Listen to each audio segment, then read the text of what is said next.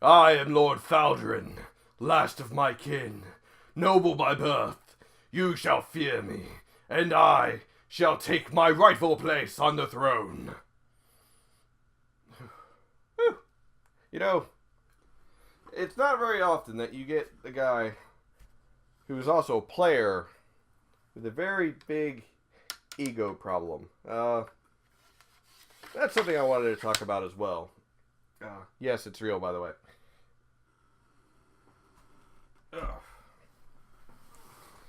I want to talk more about the fact that it's class and class. Uh, so you often hear the terms the noble fighter. You know, he's a nobleman, but he's also a fighter. Well, what about, a noble rogue or a noble wizard? My point is that your character background doesn't have to be very strict to the reason why you play your class. Just because you are lowborn doesn't mean that you are a rogue, or that you have to be a rogue, or that rogues can only be lowborns.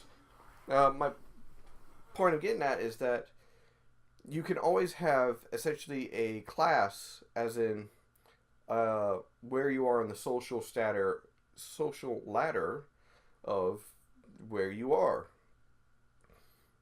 Are you a nobleman or noblewoman? Are you a lowborn? Are you a highborn? Are you somewhere in between? Was your father a shopkeeper, or was he a dirt farmer? Was your mother a seamstress, or an heiress of a large estate? These are some things that you should take into account when making your character, because it has a very big impact as to how your character thinks.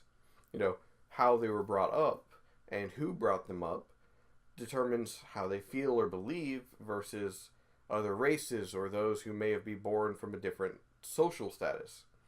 If you are of noble birth and both your parents are nobles and their parents were nobles and so on and so forth, then you might look down a bit upon those who are lower born. You don't absolutely have to, but you might. If one of your parents was noble, but the other was a peasant that, they took against the wishes of others, well then, were you raised by your noble parent, or were you raised by your peasant parent? And was it a a joined household, or were they separate households? And, it's these things that help develop your character's personality. And that's also what this is about. It's character development. How do you develop your character before you even start playing them? What's their personality like? What's their backstory? What is the reason for them being the way they are? Not the reason for going out into the world, but their reason for the way they think. Think about it. Okay, say you are a noble, highborn, let's go with a cleric. Your family has always had clerics and paladins. Your father was a paladin, his father was a paladin, his father was a paladin, or, maybe it's on your mother's side. Equal opportunity.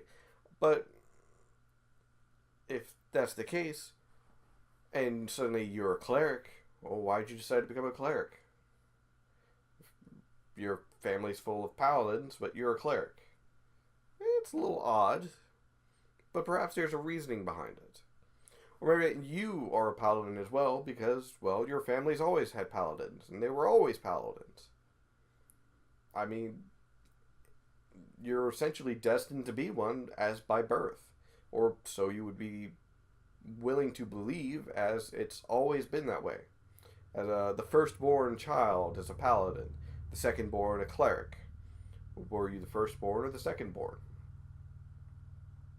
And that's something else you have to determine when you make your character. Why are they the way they are? Why are they that class? Are they a rogue because they are, a low-down peasant who had to steal to get by? Or were they actually a noble who was cast out of his home and betrayed by his family, and he had to steal in order to survive? And he is biding his time for his, essentially until he can get back into his rightful place as the head of his family. Or perhaps he decided to go out thieving one day in the dark of night, and found he enjoyed stealing, so he left behind his noble name and took on a new name. There's different reasons as to why, your character decided to be what he is. And you can definitely use your character's background to determine that and push it through. But as far as character development goes, when it comes to origins, I feel like that is some of the most important things, especially in a long-running campaign. Why is your character this way? Well, ever since he was a child, he was raised to believe this. By who? Well, by his tutors, by his parents, by his family members. Here's a good example. Campaign I played in about 2nd edition, if I remember correctly, there was an individual who hated elves. He hated elves because he was always taught that they're stuck up and highbrow and they look down upon people, and it's kind of true, they sort of do, but they don't do it in a sneering way unless they're kind of a prick. It's more of like, oh, you fell short of my expectations, but that's okay. I understand. You're only human. You're not an elf. And yeah, that's kind of stereotypical thinking, but that's how it is. He was always raised and convinced that elves were these highbrow, posh annoyances that looked down upon other non-elves. My character at that time was a half-elf. Actually, I was playing my long-running rogue that is my normal default character because I like playing him. But he states, no, his mother was never like that. His mother was actually a lowborn elf. Essentially, his father was the highborn, and that he made an agreement with the elves that he would supply them with weapons and so on for them to be able to take back their homelands in exchange for the hand of one of their maidens. He didn't care which one, he just wanted one of them, so he ended up getting one elf that ended up becoming my character's mother. There was no love in the relationship, there was no passion, it was just a business contract. And my character is fully well aware of this, but he loved his mother very much, and he loved his father very much, even though he knew that they did not love each other, and that they were only together because of this contract. But he learned a lot about his elven heritage, learned to shoot the bow and how to use the sword from his mother. And eventually things happened, and he ended up finding out that he actually had a secret half-brother from his father's infidelity with one of the maids, and his mother went back with her people, thus ending the contract. But Oric, which was his name, O-R-I-C, explains that, elves aren't haughty, they're not high up, they have expectations. Sometimes they're a little unreasonable, but they have expectations. They look down upon anyone who's not an elf because they fall short of their expectations, not because they think they're better, but because they expected better. He remembers one brief encounter he had with his mother's side of the family, that they did not outright despise him, but they didn't have a lot of affection towards him because he was not a full elf. He was a half-breed. Well, Oric understood, by that point that he actually met them, that there was no love between his parents. Sure, he didn't go without from when it came from either of them, from his mother training him to be competent at the ways of sneaking around and being unheard in the woods and so on, and his father teaching him to be a businessman and, how to eventually take over the family business. Oric understood the duality of his race. And even though he was technically highborn, because his father was a merchant lord, therefore a noble, uh, his mother wasn't. And if I remember correctly, his mother was kind of like low on the elven society, which is one of the reasons why they were fine with the contract of giving her, because it's not like he asked for, the leader's daughter or anything. That would have definitely not voted over well. But Oric understood that due to this duality, he had, responsibilities.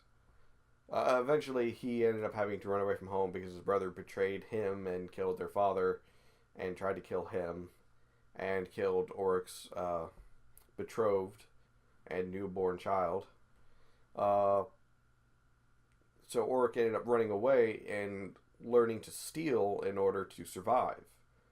And eventually, over time, it became not only something he did to survive, it became something he enjoyed doing because it was a challenge. It was, can I get away with it? It seems like I might be able to, but it's really dangerous if I try.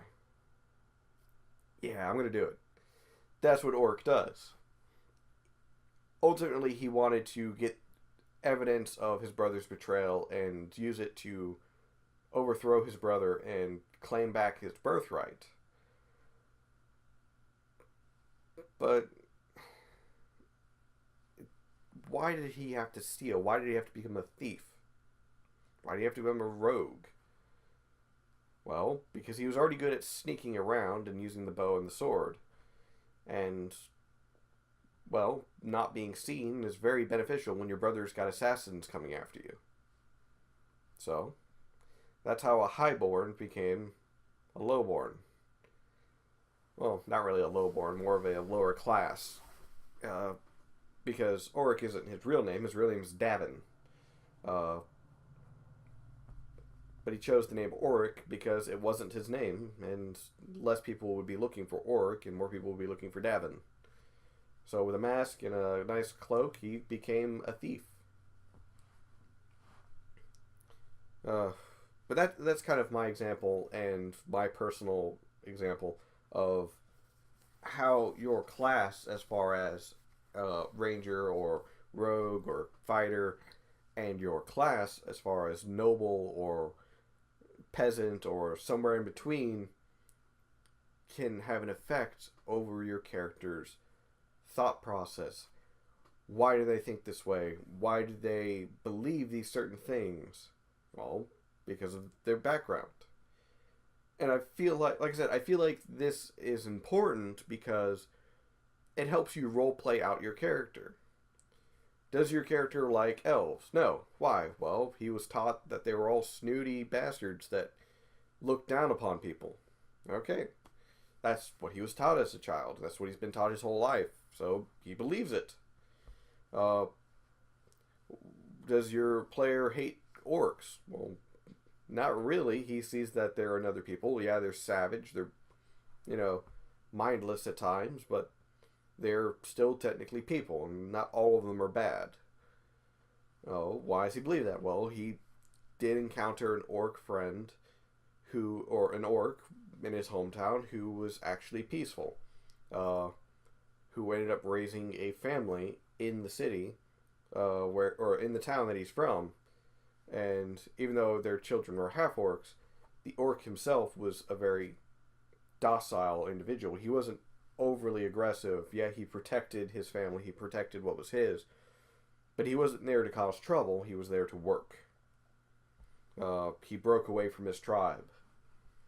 So, encountering this individual as a child and seeing that he's not absolutely horrid kind of redeemed his race in that person's eyes.